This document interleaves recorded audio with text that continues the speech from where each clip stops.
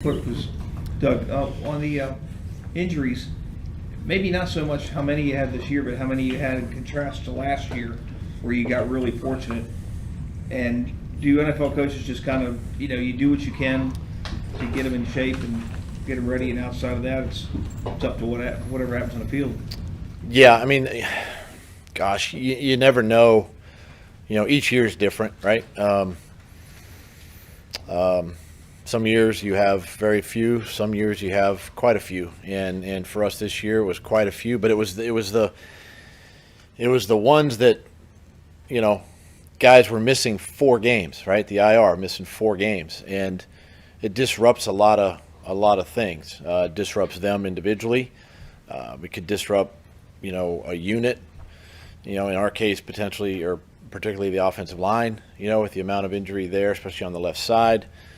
Guys that missed, Cam situation, so it all can impact, your football team. But we never want to use injury as an excuse to why we win or lose games. It's our job to make sure that we, prepare everybody to play, and the players who are elevated, it's their job to get themselves ready to play.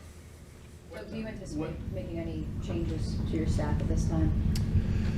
At this time, I haven't. I'm still processing everything. Obviously we just finished the season, so I'm going to take the next little bit here and think about everything. Obviously with the way we finished, and it's not where we want to be, obviously, and I got to take all this into consideration. Where does cutting out all those turnovers rank for Trevor in his priority list that you gave him to work on this offseason? I think it is number one. I think it's the biggest thing, that he has to focus on, moving forward. We just can't have, this amount of turnovers. How we turn the ball over, where we turn the ball, it doesn't matter. We gotta protect the football. It's the number one thing. I think we're going to probably end up 29, 30, 31, somewhere down there, in giveaways. And that also doesn't take into consideration the turnover on downs too. Those are giveaways as well. So, but yeah, for the quarterback, obviously, the person that touches the ball every snap, we got to make sure that the emphasis is taking care of the ball. Because of all the turnovers, how the season sort of ended, do you feel at all that this season was a little bit of a step back from where you guys were last year, where it seemed like you guys were going up, and then at the end here, it seems like it just trickled down just a bit? Do you feel like it's a step back, or how are you feeling about moving forward? Well, I feel fine moving forward. I just think how we finished the last 6 games of the year, how we did it, and we had opportunities to win these games. It wasn't like we were out of a lot of games, down the stretch here. It's we lost the game more than them winning the game, and that's really kind of been our season. When you take a look at the whole thing, and I tried to communicate this with the team, it's like everything is connected, right? Everything is connected. Go back to week 1, week 2. We play the Chiefs in week 2, and I mentioned to the team how this could have playoff implications, even in week 2.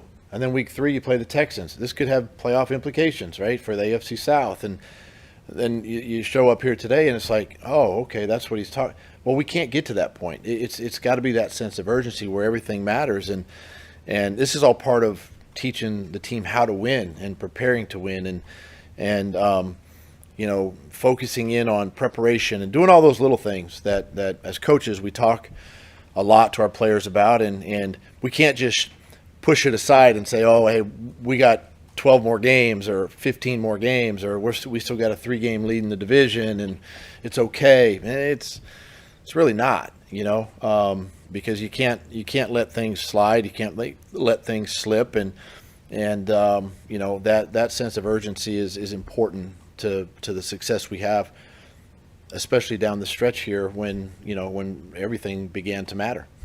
When several players today said, this is now part of our story, I assume that came from some of your message. How much do you think that this can feed through the offseason and into next year, this feeling of disappointment, frustration? Listen, I think it is fuel and motivation for how we move forward. I think that, you're only as good as your last game, and we weren't very good yesterday. And it was kind of yesterday's 3 hours was kind of that snapshot of how our season has gone, especially the last 6 games. And it has to fuel. It has to fuel everybody's desire to want to win and to be great, and just can't let things. You can't let your preparation slip, as we talked about. You can't let a rep in practice go by without making sure it's done properly and all of that. And that's everybody. That's me. It's all the coaches, everybody together, making sure that doesn't happen. Did you feel like there was a lack of that in terms of coaching, making sure that everybody's prepared, doing that extra rep if it's not there? Did you feel like at times you guys slipped in that area? I think you get down the road during the season, and sometimes you do. As coaches, sometimes we say, you know what, we'll get that in the meeting. We'll fix that in the meeting. And you do. You fix it, but I want to fix it on the field. If Trevor makes a poor decision on the field with a throw, let's positive reinforcement. Let's let him get it again, even though he knows exactly where to go with the ball. Let him make that decision differently, right? So, but I think sometimes we get caught up too much in, let's fix it in the meeting and we'll fix it tomorrow, when in reality we need to fix it right then. And that's just ownership by everybody involved and making sure that we stay on top of those situations and we don't let them happen. That sort of speaks to the sense of urgency you were talking about, right? Mm-hmm. Okay. Doug, is there any point in the season in which you thought about taking play calling back that you maybe wish you had, or No. now looking back? No, not at all. Can you evaluate Press's first year as full-time play caller, how you thought that went? I thought it went good. I mean, can it be better? Yeah, it can be better. I think at times it's, when you struggle offensively like we did at times, I don't care who's calling plays. You might as well look at that thing with your eyes closed and just pick a play, quite honestly, because it's hard. It's difficult. I've been there. And, you're trying to find that one play or a spark that gets your offense rolling. And with the struggles that we had at times, that's a difficult thing to do, to try to, whether it's in the run game or the pass game, whatever it might be. And so, and then you're looking at the amount of turnovers, right? You go up and down the field, you turn the ball over in the red zone, right? You just can't do this. It's not play calling. It's not the scheme or the design of plays. It's just having the urgency of, we got to protect the football better, things of that nature. You jump off sides, now you're 1st and 15. Okay, now you're looking at 1st and 15 and anticipating maybe being 2nd and 8, 2nd and 7. So all that, everything we do matters, right? And so as a play caller, you want to be as efficient as you can, especially on early downs. But at times you get handcuffed just a little bit by trying to find the right play, and especially when you're struggling as an offense. But I thought overall Press did a nice job of organizing the offense, the game planning that we did, and even calling. I mean, I think I'd have to go back and look at all the numbers, but I think, points and different things like that, we were better, and we can still get better on 3rd down, the red zone, all of that. But he did a nice job. Do you need to make significant changes on that offensive line along the interior for the run game to be better? I don't think so. I just think we need to stay healthy. It's when guys are playing together for 3 games, it's not long enough, because then we're making another switch, right? It gets hurt and we got to make another. And then they're playing together for 3 or 4 more games, and then Cam's out for 4 games with an injury or something, and then so the consistency and the continuity, that's what really drives the offensive line. And then we've talked about it in here too, is you know, as a staff, we got to get back to what we feel are the best plays for us as an offense and our backs, and sometimes we get away, you know, we get away from that, and we you know, we start searching for things that to try to generate that, you know, that run game a little bit. But sometimes just go back to the basics sometimes, you know, things that we've been good at in the past, because that's the one thing that we have the most reps on typically. So did you guys put too much on Trevor when the run game's not working this year as a whole? And then a banged up Trevor at that too? You know,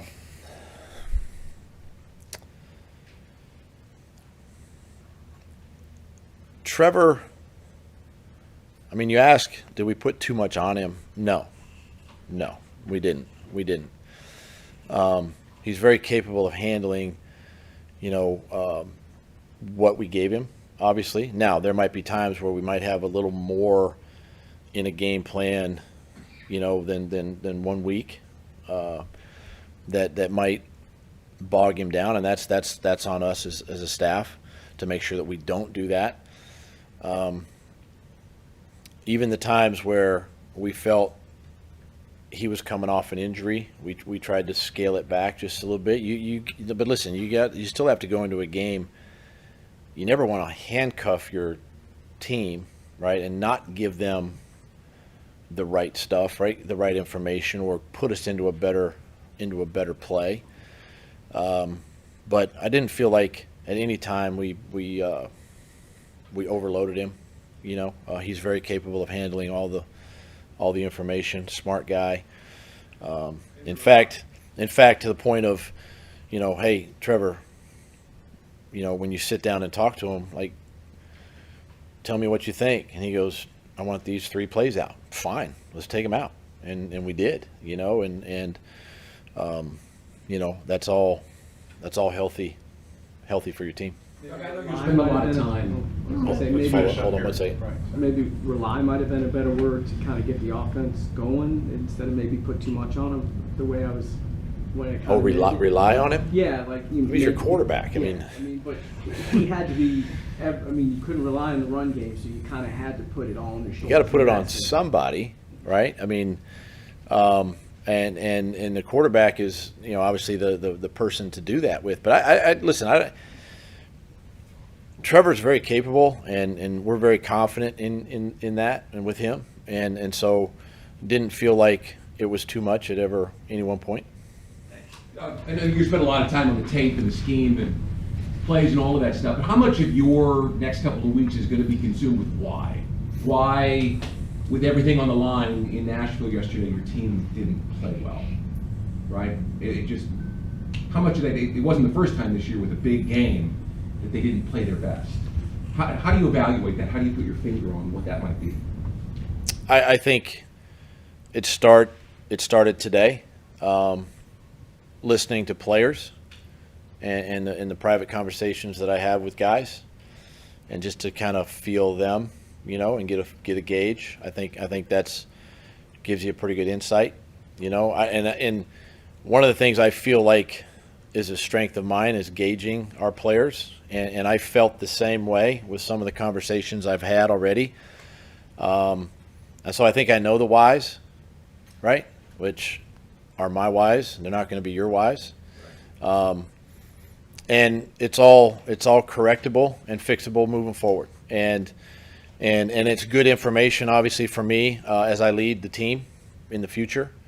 You know, into the offseason, into the offseason program, and how I can begin to construct messaging and leadership and all that kind of stuff to help us not be in this situation again. Do you have to do things dramatically different than you've done through the course of your career to change these? No, it's not those types of changes. And it could be as easy as just the communication, right? The messaging with the team and how I approach that.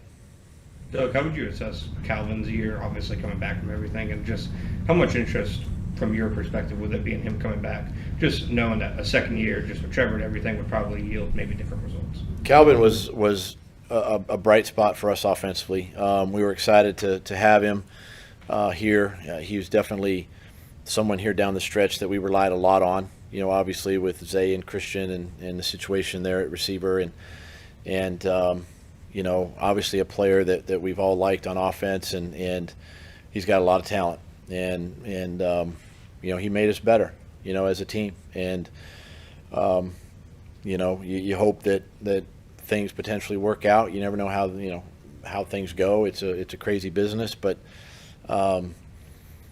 Calvin was definitely a bright spot for us offensively. How challenging will it be to evaluate Travis's season? I mean, he did pretty well, not fumbling the ball. He had 0 fumbles, 1,000 yards, but like you said, the offensive line had issues, maybe the basic play calling, things like that. How challenging is it to evaluate what he was able to do? And how do you evaluate it? Well, you just go back and just watch the film. Sure. I mean, you just gotta break it down and see if what he's doing matches up with what the blocking scheme is and all of that, and can we help him get even better? He played several games kind of in the middle of the year banged up too, and that affected him. He wasn't himself a couple of games in there. So I thought he was healthy at the end of the year. He ran hard, he played faster at the end, but it's just a matter of going back through the season as we will in the next couple of weeks, and just evaluating everybody. And this is a big week because we'll evaluate all the players that way, and evaluate our roster as we move forward. What was more alarming for you this season, the offensive struggles or the defensive breakdowns? Offensive struggles or defensive breakdowns? Listen, it's yes and yes. I mean, the offensive struggles kept us from scoring, kept us from winning games, and the defensive struggles and breakdowns kept them. If we communicate better, if we execute better, if we're disciplined in the gaps, scheme, the run integrity, we're better right on the defensive side. Miss tackles, tackle better. We're a better team, and so this is the complementary part of football that I don't think we were very good in. This year, offense turned the ball over, defense we expect to stop. Defense, you give up a touchdown. Offense, we expect you to go down and score. So that was a big part of it too. But I think those are equal. To both sides. What about the rookies that played? Anton, Tank, Brenton, Antonio Johnson came on late in the Parker. I really liked our rookie class. I liked last year's rookie class. I mean, these guys really stepped up this year. They were asked to do a lot. I thought Tank really improved as the season went on, and he you saw yesterday with the kickoff returns and some of the runs. He's a bright spot, and excited about that. Brenton the same way. I think we can do more to get him involved offensively. That's something we'll look at this spring. Anton, heck of a season. He played hurt and banged up, and we've talked about it in here. I mean, he had an edge rusher every week, just about, and he held up really well. I know our guys talking about him know that he's going to be a great player, and and that's one that we're excited about. Obviously, Antonio Johnson. We liked him obviously coming out of training camp. He had the setback with the hamstring, obviously, so it would have been interesting to see how a full season would have been with him and his growth. But he's on the right track, on the right track as well. So it's been a good class, a lot of contributors there, and looking forward to them helping us in the future. And then just obviously going into the spring, as a coach, what do you think is what you guys need to make you better? Well, I listen. I think those conversations are to be had. We're not there yet obviously, but yeah, it's we'll take a look at everything as we move forward. Talking about those second-year draft picks from 2 years ago, Trayvon Walker, Devin Lloyd, Fortner, what kind of steps did they take in year 2? Well, Trayvon, 10 sacks, I think, coming out of yesterday. Just you saw the improvement there, and he's on the right track, and really excited about him. And he's somebody that teams have to account for, And I thought Devin took a step in the right direction. Still can continue to clean up some things and work on some things this spring, but I thought things kind of slowed down for him this year, and it can continue. It can continue to get better for him, And Luke, you talk about Trevor. We ask a lot of Luke. He handles things extremely well. He's had to go against some pretty good tackles, interior linemen as well, and he's held up. He's held up pretty well. Continued to work on strength and different things like that. But it's a good group. It's a good group of guys, and we're excited. It's the foundation you want as you build your team. Josh Allen, what was your meeting with him like today? You met with him and Gave him a high five. Told him great job. How important is it to get him back? I think obviously it's something we'll evaluate, but yeah, I mean the type of year he had, and obviously that's what we expect, out of him. He expects the same, and so yeah, if we can work it out, you'd love to keep him, and you want him to be a Jaguar for forever, and so these are all the tough decisions and conversations we got to have in the coming weeks, and obviously he did his part and put himself in a good position to make it interesting and tough, and I'm excited for the future, obviously, and hopefully we can get something done. 2 or 3 more guys. You talk about urgency, trying to instill that in the players themselves, especially as crunch time, December hits. Do you sense that in your conversations with Trent, Shad, that they also express that there is a sense of urgency that the window is now? Yeah, and we all feel that. We do. We all feel that. Conversations I've had with Shad, over the last several weeks, really since week 1. You only get so many windows in this league, and we feel like with the personnel that we have, and we'll continue to add, our windows now. We've got to make the most of our opportunities, and Trent's the same way. And we continue to build the roster that way, and continue to add pieces, and we just can't have the collapse like we did this year, because you feel like now the season's sort of wasted, right? Because you had a great opportunity, to win the division, and we didn't. So we have to live with that, and we have to own it, and we got to learn from it. But I still feel like we still have the best football ahead of us, moving forward. Is that the delicate balance, though, of looking at yourself in the mirror and being honest, and then not trying to return? Last year you returned 21 of 22 starters, go 9-8 again. There wasn't the improvement that you were looking for. Is that a tough balance to figure out how many guys do we move on from? Where can we get better?